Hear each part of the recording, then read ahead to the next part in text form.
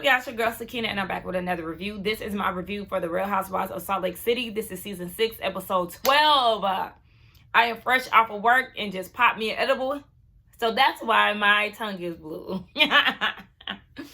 Listen, I'm really excited because today at work I made my first sale. Yay!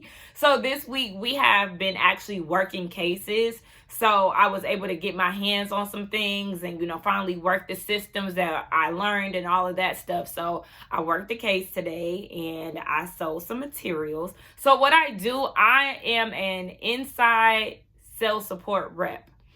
So I manage accounts for customers who have high accounts, who shop a lot with us.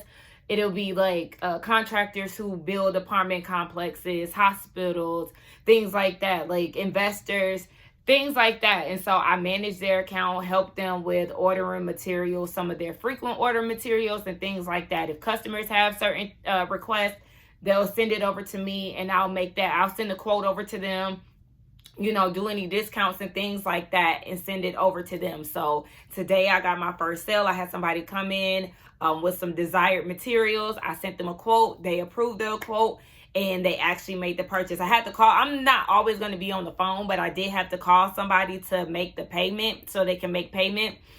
And I was like, oh my gosh, I have not been on the phone like in a long time. So, I said my whole spiel and we made the payment. And so, yes, that was my first sale. So I was very excited. Highlight of the day.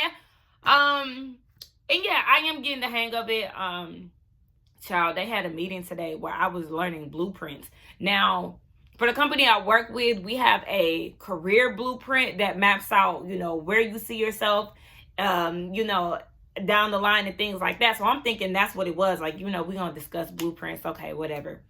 No, baby. This meeting was actually about real blueprints. Like, I was learning about how to read an actual blueprint today. I'm like, whoa! And one of my friends, she's in this role. That's how I got in this position. She was like, when you're in that blueprint meeting, pay attention. Like, and I end up having to get out the meeting early so I can make the sale that I did. But there's another meeting for blueprints like next week, so I'll attend that. But she was like, that's where the big money is at. So I'm like, okay, I think I'm going to attend that so I can, get the full effect of how to read a blueprint and all of that stuff. So, yeah. Anyway, let's go ahead and get into it. Baby, it opens up with Bronwyn picking up Todd from the airport. She in a sloth outfit, inflatable suit or whatever. She just insists on telling this man about the group. So she tells him about how she got involved with the whole Meredith airplane thing. Remember, she wasn't there for all of that. But at this point, he's like, y'all need to have a whole kumbaya situation because I'm sure, you included, you got your fingers in some mess too. And so she was like, in celebration of her citizenship, the gummy's still dissolving on my tongue, y'all. But in celebration of her citizenship, she wants to have a Boston tea party for the ladies. It's going to be really cute from the sounds of it. So we'll see how all of that goes. I'm sure they're going to be fighting. Whitney is having to sit down with her husband, Justin. And the energy was definitely off immediately when he comes outside to talk to her. I said, Justin and his teeth, okay? Super white, super big. Get different veneers because absolutely not. But she's saying that she seen a large transfer from their account to one of their vendors. And Justin is feeling like he had to do the right thing for the people that they owe money to. So then they get into the whole business situation. Whitney feels like she didn't follow her intuition when it came down to the business. For her, the goal was to be in Sephora, Target, Ulta, the big name stores. And Justin hit her with this business opportunity. And it was something that she didn't want to do. In that same week, she made the deal with where Justin wanted her to go. She had a meeting with Sephora. So she, went down a different path and ultimately the business was a fail. So she just feels like at this point, she's fighting for her name, her brand, and her inventory, and she's also fighting to be removed from ownership and just remove her name out of it completely. She feels like she wasn't told the truth with this whole thing with Justin, and I was like, yeah, it's starting to sound like it was his fault. And she does have some obvious resentment towards him. He apologized, but for me, the apology just did not give heartfelt. I don't know what else to say other than sorry. And she went the route that he wanted her to go because she felt like for once he had interest in her business and they could work on it together. But, you know, she already expressed that she felt like he didn't believe in the brand. But he said that that wasn't the case. He always believed in the brand and he was just excited for them to work together. So production asked Whitney, has this situation changed your marriage? And she said it brought them together initially, but basically, yeah, for her to mix business with marriage, she just feels like she doesn't know what she needs. Girl, what you need is support. You feel some type of way towards your husband because you already felt like he never seen your vision to begin with, and then you follow his lead on your brand, and then things went left. So, yeah, I feel like the way that she feels is very valid. But I feel like you take that Wild Rose name and you do what the people were saying. You take Wild Rose and spin it into the pole dancing or the pole exercising industry. I used to pole dance. Anybody who's new here, yes, I used to pole dance really heavy in 2014, 2015. That I did a showcase and everything.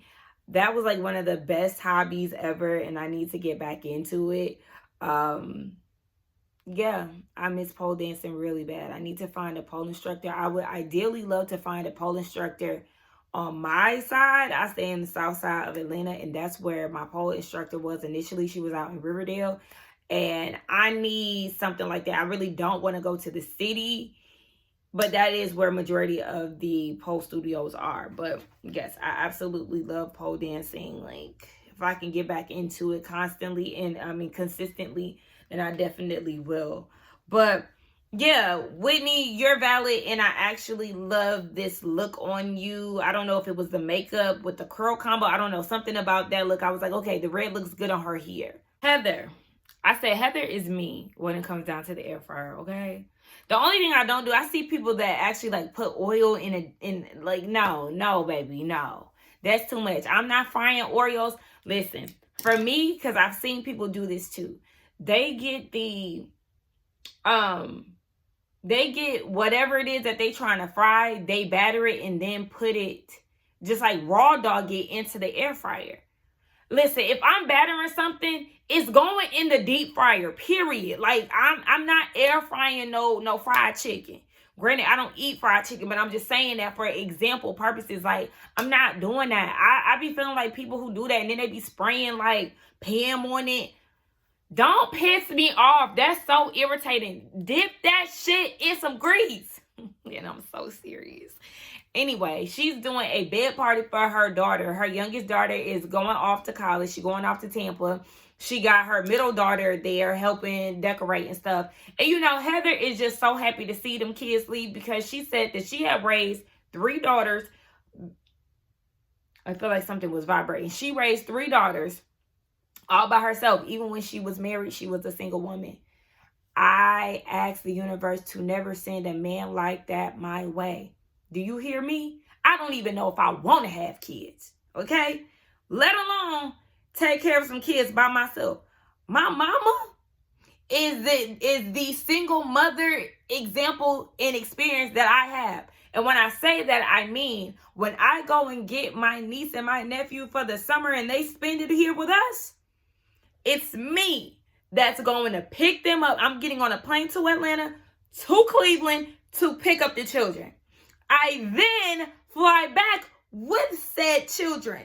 We then spend the summer here where I am working from home. So I am bathing, feeding, clothing, entertaining. I'm doing it all, okay? I remember one day I was working and my niece came in here to tell me that my nephew had a whole thing of Vaseline in his hair. On break, I had to go wash out some hair and clock back in at this point, I was on the phones. I had to do all of that. I'm taking care of the kids, doing everything. You know what? When my mom would get home from work, she want to go in the garage and smoke her weed and drink her wine and watch her TV. Excuse me? I've been with these kids all day. You need to get in here, get baths going, get dinner going. It's time for you to clock in. So, like, my mom, she gives deadbeat grandma teas, but be hollering, oh, I ain't want my babies, I miss my grandkids. Guess who doing all the work? And guess who also taking them back home to Ohio? Auntie Bean. Shout out to all the single mothers, because I be feeling like a single auntie out here, and that grandma is doing whatever the hell she want to do. No, thank you. Anyway, yeah, she said that it just feels good not to be responsible for anyone anymore. And obviously, she will be taking care of her kids, but not in the capacity in which she did when they were all under one roof. So, live your life, Heather girl. Serious question. What happened so fast and so suddenly with Bronwyn's mama? Because now she's singing Bronwyn praises and everything else. And there's nothing wrong with that. I'm not trying to sound like a negative Nancy or anything.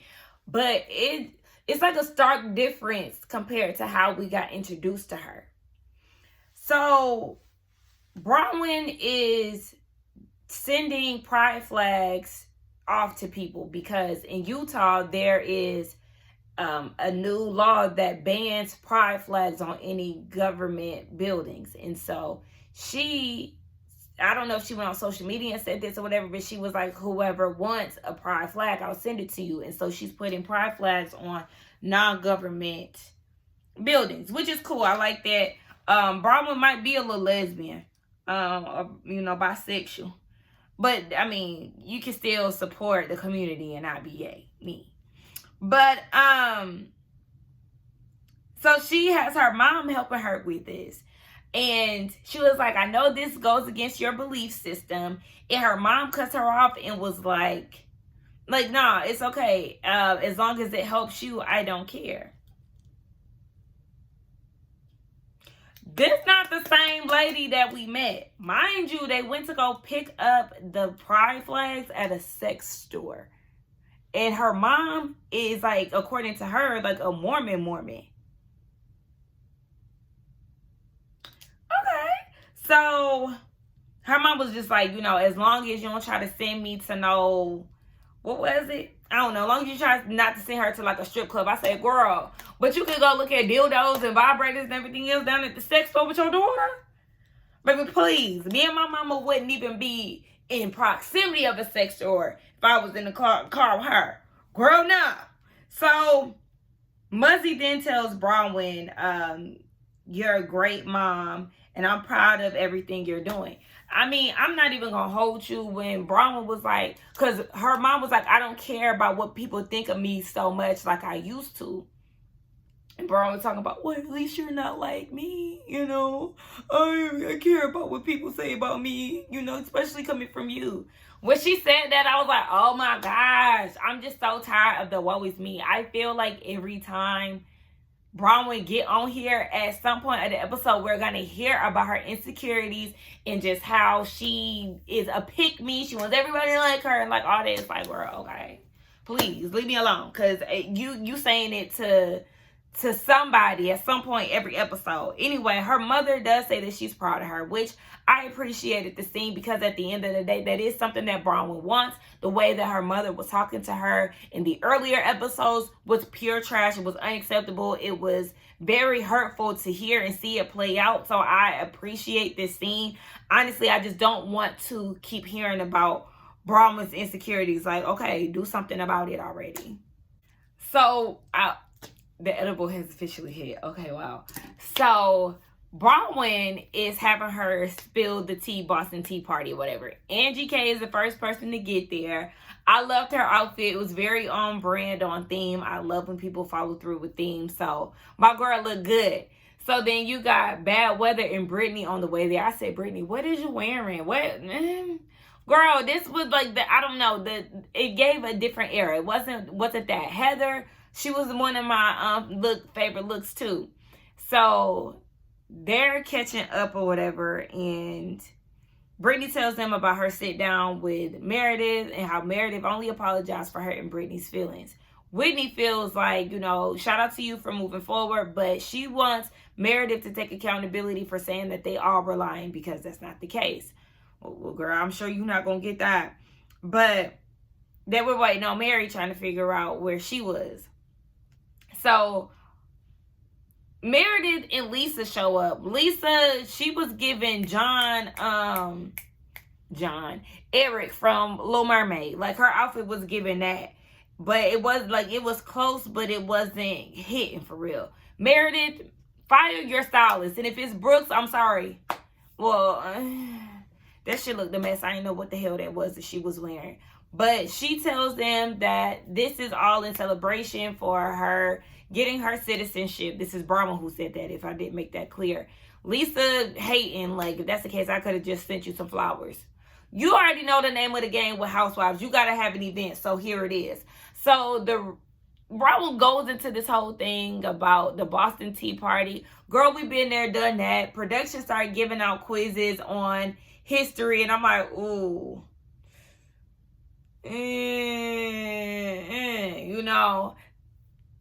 We just gonna move on. But Mary gets there while she's going on the story. She was following Brandon, so she sees a table of wigs, because all the ladies got on wigs. And she was like, I got my own, and put it on her jacket. So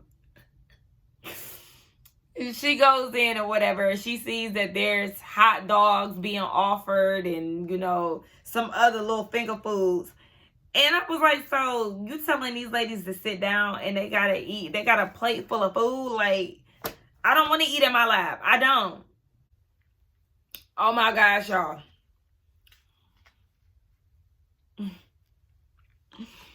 Vegan sweet potato pie. Sweet potato pie is my favorite dessert. And not during the holidays, just period. I love sweet potato pie down. And I went to this food festival last weekend. Not Thanksgiving, the one before them.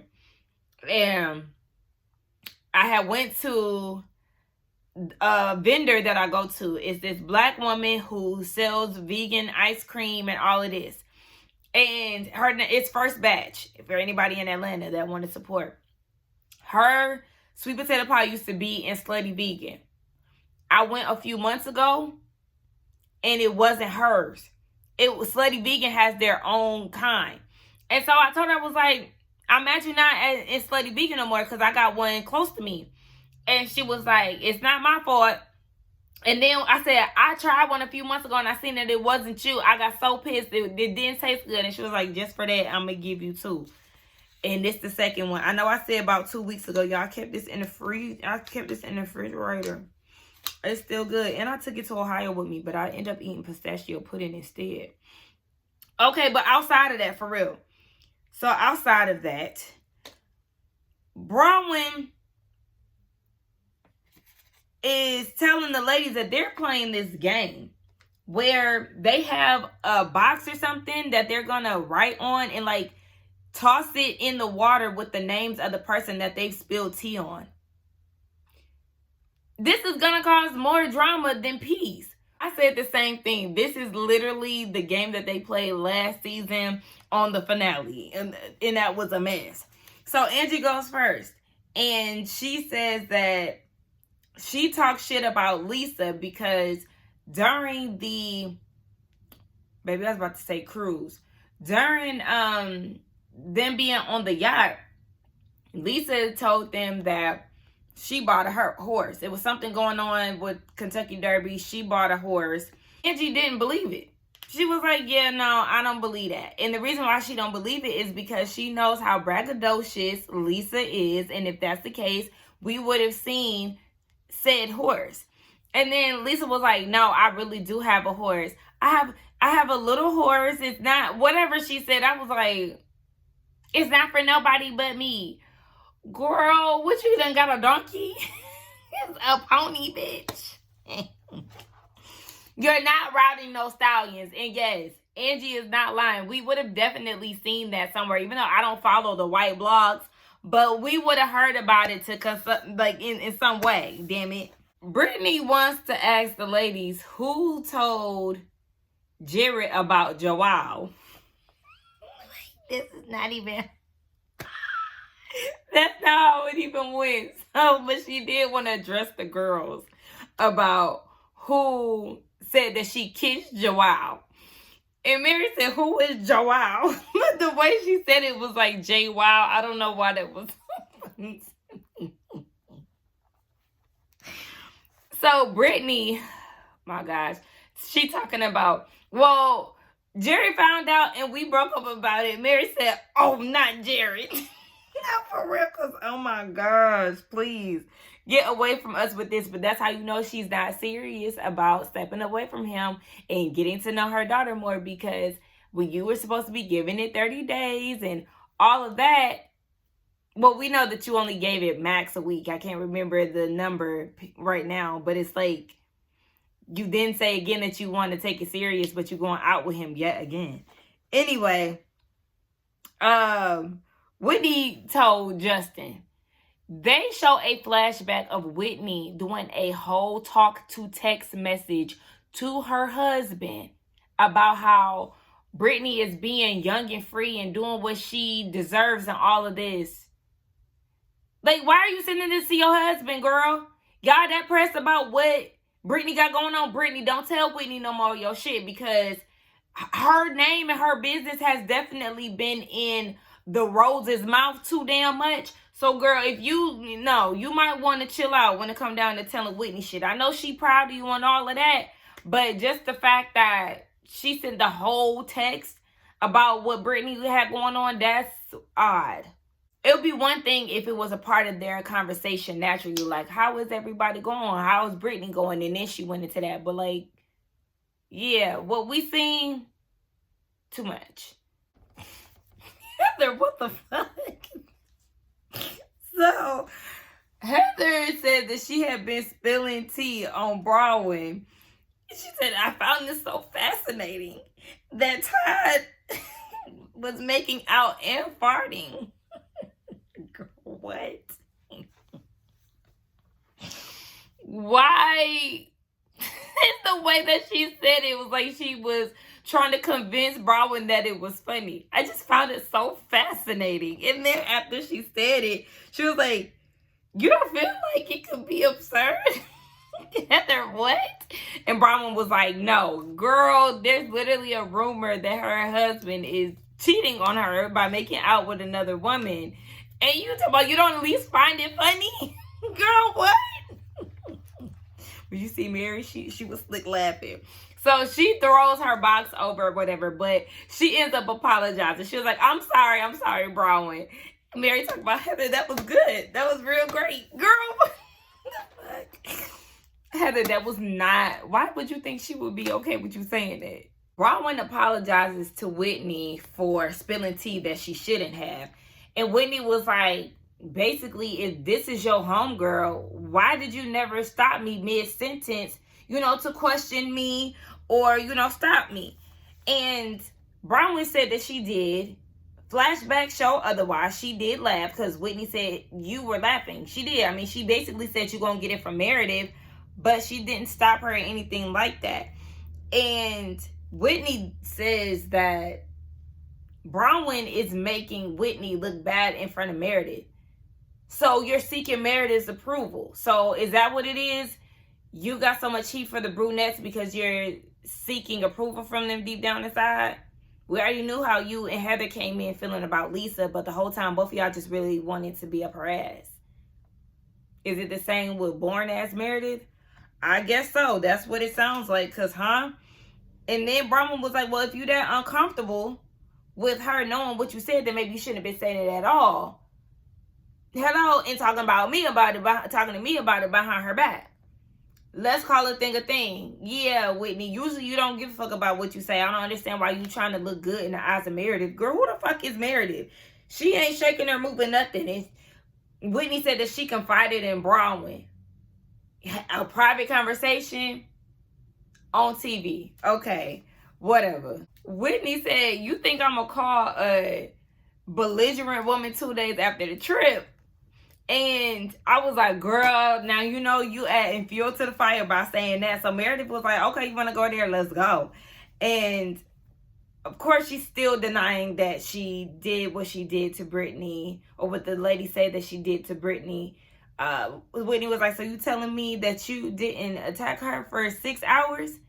No, she didn't. Whitney was like, "Bitch, what type of pill y'all on? Because I need to be on it too. Like, what's going on?" So Heather,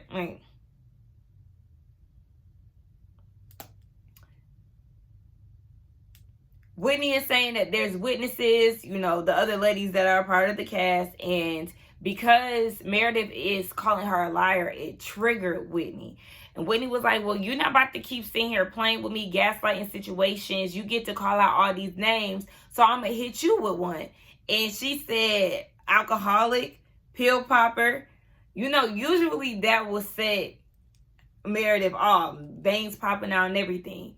But she said that she had something for all the ladies, so she started giving out gifts. Was that a abandoned Red Lobster studio? Like, I thought they were in a studio. Is that a Red Lobster building that they? I was confused because the way they came in looked like a movie like set or something like that. But whatever. Meredith pulls out some drug tests and was like, "Since Whitney got all this shit to say, I know that she's the first person to, put hers away." So then Whitney was like, "I mean, I could pee on it or whatever," but she feels like Meredith's behavior is very similar to her dad's. It's usually fueled by alcohol and all of that. And she told Meredith was like, "Well, you so hell bent on creating this rumor." Whitney claims that that wasn't her intentions. It seemed like you and Heather was trying to get people on your side in regards to them, and you were acting like you really didn't want nothing to do with them, low key. So that definitely was your intention to be messy, because Whitney said that it was basically a reaction to how she was on the plane. Okay, so it was intentional, girl. But anyway, Meredith was like, "You don't care about me." Whitney goes back and forth with her. They talking about they don't care about each other. Whitney says, "You don't care about me because you won't let me love you? Oh, you don't care about me. That's why you don't accept that I love you." I said, "Girl, what kind of movie shit is this? Girl, please." So Lisa was like, "Are y'all crazy? Instead of having compassion for your friend, you want to go call her a drug head pill popper? Like, are y'all crazy?" They all starting to sound crazy at this point. Whitney starts going on about how Meredith yelled at her on the plane. Meredith denies that. Mary was like, "No, that's not how I remember it happening." Remember, Mary was sitting next to Whitney, and she said that Meredith was yelling at Whitney to show her phone and all of that.